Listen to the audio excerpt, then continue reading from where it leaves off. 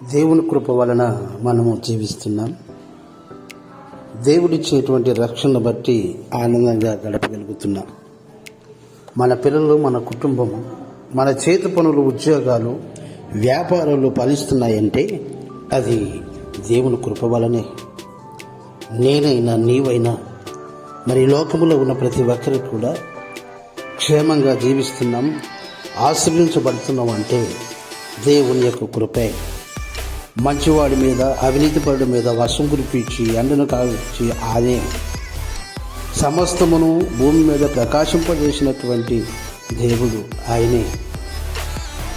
సకల మానవులు సృష్టించిన దేవుడు, సకల ప్రకృతిని సృష్టించిన దేవుడు మనందరి కొరకు, తన కొరకు తాను ప్రాణం పెట్టి మనుషులందరూ సజీవులుగా ఉంచుటకు ఆయనే సిలువలో ప్రాణత్యాగం చేశాడు.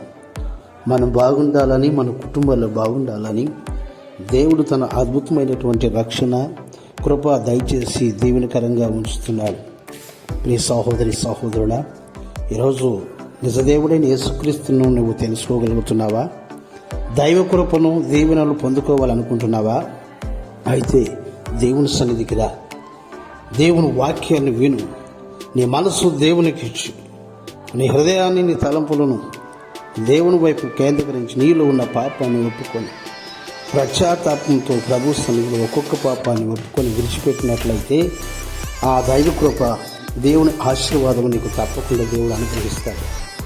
ఇదే మిక్కిలి అనుకూల సమయము, ఇది రక్షణ దినమని చెప్పిన ప్రభు ప్రేమతో నిన్ను పిలుస్తున్నాడు.